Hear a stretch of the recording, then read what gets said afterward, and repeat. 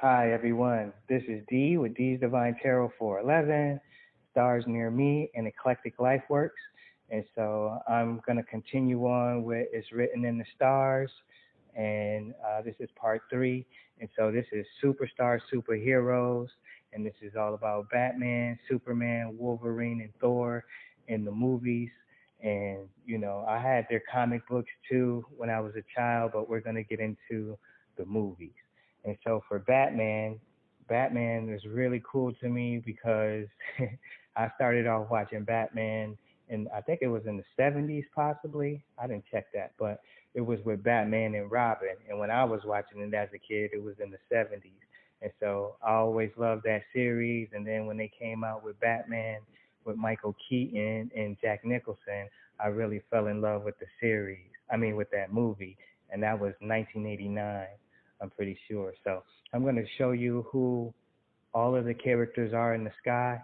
So we'll start with Gemini. Anytime you have coupling, Batman, Vicky Vale, Bruce Wayne, Vicky Vale, Batman and the Joker, Batman and the Commissioner, whoever it is coupling. So that would be Gemini, and those are the twins.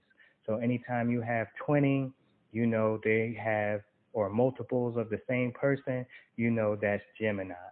And so Batman is actually Orion with the combination of Taurus and Auriga. So that's his cape is Taurus, and he's the man. Orion is known as the man, even in his myths from back in the day. We even did the one-eyed god about Orion. So a lot of the times the backstory tells you who is who. But that is the combination of Taurus, Orion, and Auriga for the Batman, and also the Joker is also Orion. So they're playing like double duty, and that's another Gemini tying because you can also tell because of the Joker's hat. A lot of times, if they have a round hat or a top hat or something like that on, or a crown as a king, that's how you can tell, who is who. But yeah, the Joker is also the Fool, which we decoded in the tarot, and that is also the coding for Orion. You can see with one hand up, one arm up and one arm down, and how one is out. That's the same thing Orion is doing. So that's the Joker. He also is the Fool card in tarot. Now, Batman's Batmobile, that would be Monoceros. So in a lot of myths and a lot of old tellings, Monoceros can be a horse, which is actually the constellation Monoceros is. It's a unicorn. But in this telling, they made it his Batmobile. And so it's amazing how they encode and layer things in movies and logos on cars and restaurants. But now we're getting into the movies. Also, if you want to get more information, go to our channels, Eclectic Lifeworks. It's a lot of meat of information there. And then Stars Near Me, we even have beginner courses to help you out. But all in all, the bat signal would be Taurus and Auriga. So Taurus would be the bat wings, the bat and the bat wings, and Auriga, that would be the bat signal. So that circle of Auriga, that's the bat signal. And then the bat is actually Taurus. So his emblem, the bat emblem, that's Taurus. So we're going to keep it moving, but also Vicky Vale and Bruce Wayne, they're lovers. So that encodes for the lovers card, and that's Gemini as well. And Vicky Vale is actually playing Venus. So all in all, we're going to keep it moving forward, and we're going to get into Superman next. Now, I love Superman, and I just think they did a really good job. And this came out in '78. I think they did a really good job with this movie, and I'm just going to show you who Superman is in the sky. And so Margaret Kidder, that's Lois Lane. Gene Hackman, he's Lex Luthor. And so, they did an awesome job with the movie. And still to this day, you could watch it, and it brings back that nostalgia of it. But Lois Lane is actually Venus, just like Vicky Vale to Batman. Their parents, you can see the two sets of parents. That would be Gemini. He had parents that, raised like he was born to, and then parents that he was adopted by. And those are the Kents. And then you can see the coupling with Superman and Lois Lane. They were lovers in the movie, and well, Clark Kent wanted to be with her, but she loved Superman.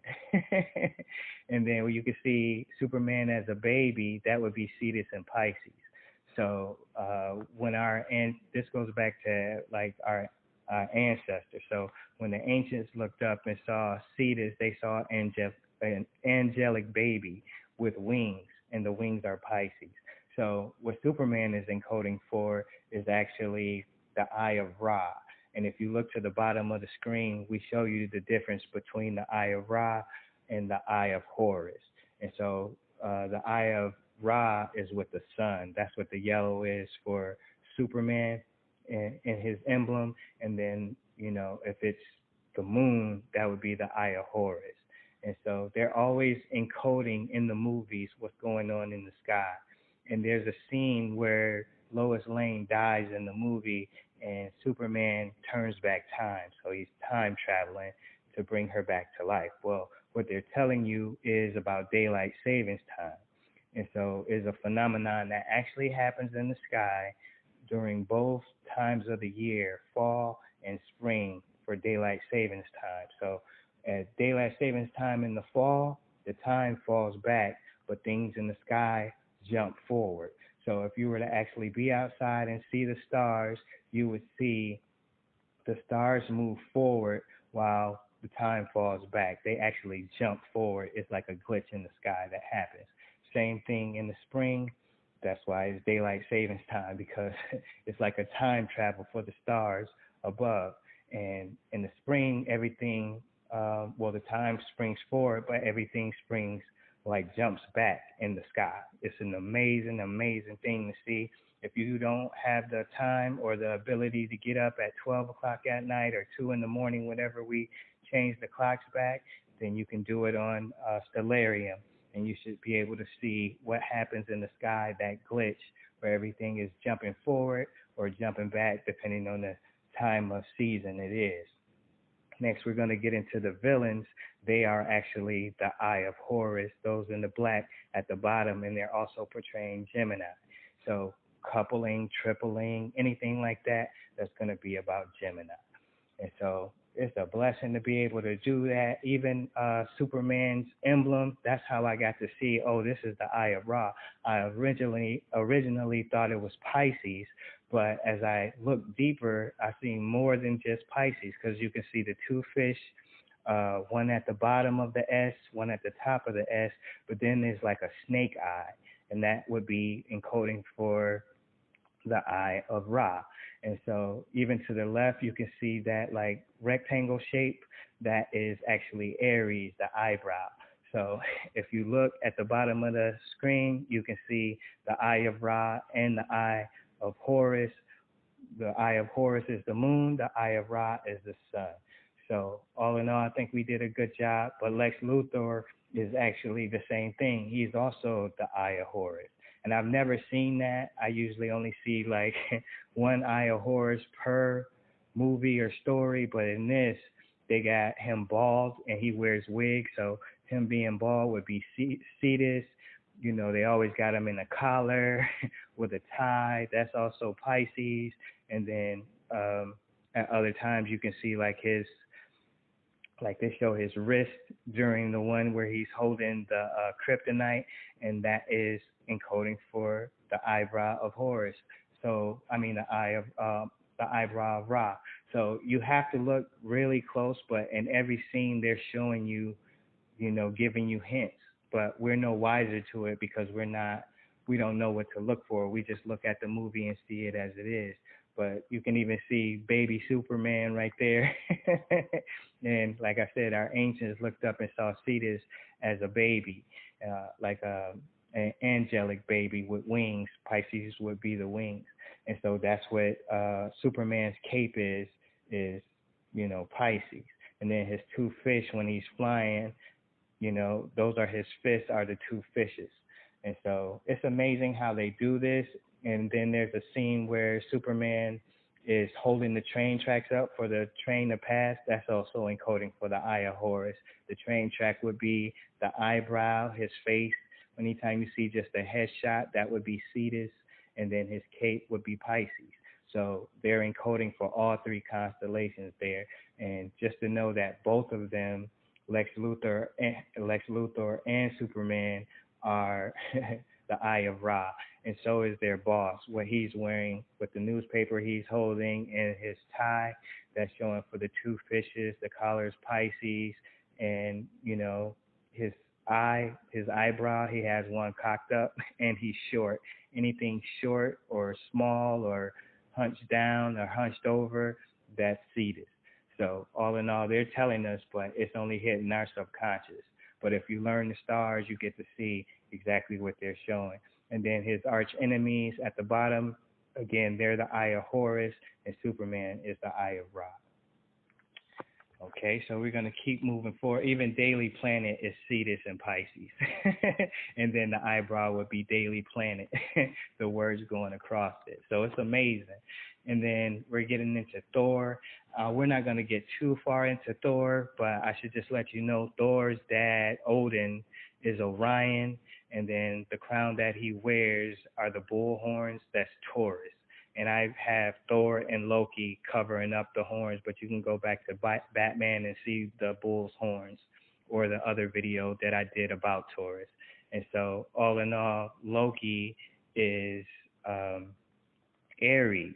And it took me just a little bit to do some digging to find out who Loki was, because they show him as the trickster god. That's what they call him, the trickster god. And I'm like, who's the trickster god? And so I just winded up Googling, like, what zodiac is known as the trickster.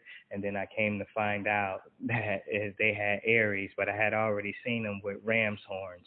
And so I was like, oh, he's Aries, but I didn't have concrete proof until I looked up who the trickster was in the zodiac, and then it popped. And so Thor himself is Pisces, and I had to do some digging for that. And how I found out was they're talking about he's tied to like sacred groves and trees, that sort of thing. And so I'm like, sacred groves, what's that? And so that would be like woods and trees. That's always Pisces all day. And then he's blessing weddings and this sort of thing. So there was a religious aspect, and that's all about Pisces, which is the year of our Lord Jesus. So all of this is mythology, and if you do a little digging, you can find out who was who in these movies in the sky. And then you got Loki and Thor, that's Gemini. Those are brothers. Their father would be Gemini with each brother. So it's just that sort of thing, like they're encoding things in the sky in times of the year in every movie, like daylight savings time. It could be, April Fool's Day, leap year. It could be the solstices, winter or summer solstice, or the equinoxes in the fall and the spring. They're always showing us what's going on in the sky, because they're tying all of this, every story, to, the Gregorian calendar.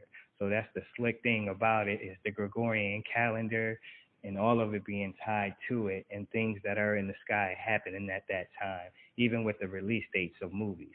And so now we're going to get into Wolverine and the X-Men, and I'll show you who was who in the X-Men. I wasn't planning on doing it, but I got into it and I was like, I wonder who is such and such. But Jean Grey, she was easy for me to figure out, because I know she's the Phoenix, and the Phoenix is tied to Scorpio, just the same as Wolverine. So as we're going to get into the east and west side of the ecliptic, and then that green dividing line, that would be the north-south meridian line. Keep in mind, all the planets, the sun, the moon, and the zodiac constellations, they rise in the east and set in the west. So above the horizon is heaven. And so this is like 12:15 yesterday, quarter after 12. And so that's who Wolverine actually is. He's playing Scorpio. And you can see the claw, the three claws. And then if he has the sword, that's the stinger at the back, the tail of Scorpio. Now you can see Storm. She's like a hint to Isis. She's Taurus, and then Nightcrawler. He's also Scorpio, just like Wolverine is. And Wolverine is played by Hugh Jackman. I think he did an awesome job in the movie, and they just they got him pumped up for that movie. And so his the person that made him with the adamantium skeleton and all of that, that's Stryker. He's also Pisces. He's known as Reverend Stryker. So as soon as I knew he was a Reverend, I'm like, oh, Pisces. And Rogue, she's a virgin. She can't have like relations with anybody.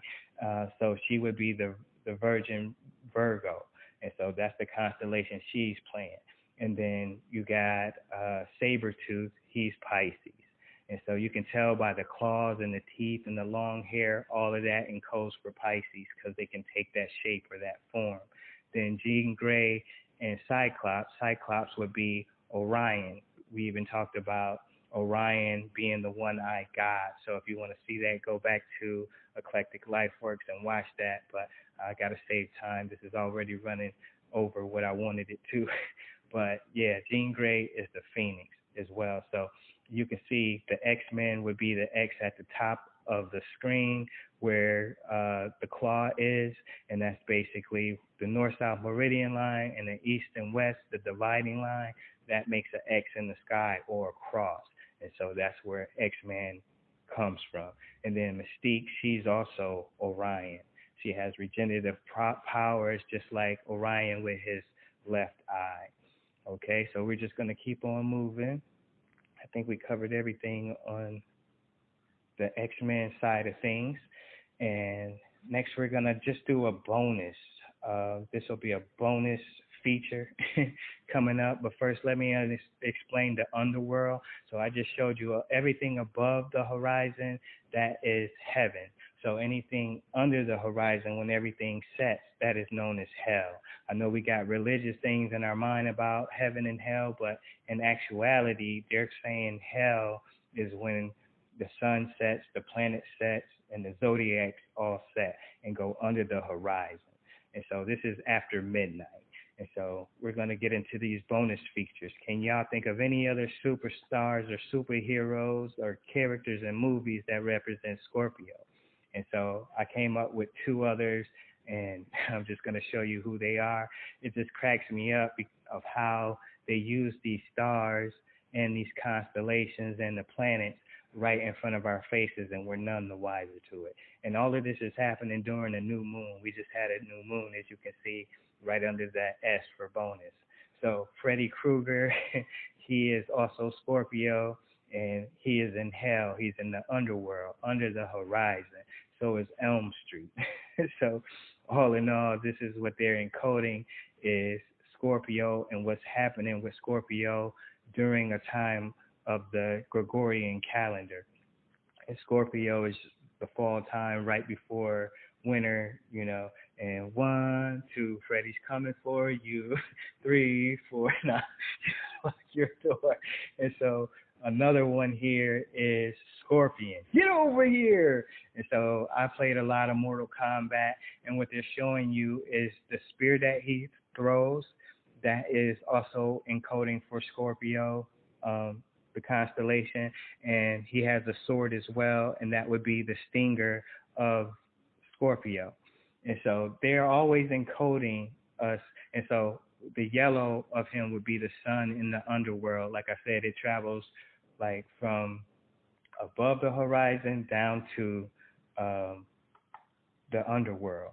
And so that's the moon, the sun, the planets, and also the zodiac. So in every movie, every story, even video games, cartoons, they're all telling us a story with another layer that we're not hip to and that we're not seeing. So this all goes, remember, this goes back to a time of writing, symbolism. You know, this was before writing, so we used to sit outside and we used to look up at the stars and tell stories, and we also used those stories for navigation, so we would remember if we left home how to get back home, or we're going somewhere, we would know how to get there through navigation. And a lot of the stories are told to be very rough and raw, so you remember the story. But all in all, this is a blessed gift. I hope you all enjoyed it. It's like a blessing to be able to decode movies and all kinds of things now and stories. And so these are the modern day myths of our time. And so to be able to share them with you and show you who is who and what is what in superhero stories and in movies from back in the day is really a blessing to me, and I'm very thankful. I hope you all learned something from it. I know it's a blessing to me. Thank you for your time and your attention. There's much more to come. Blessings, y'all.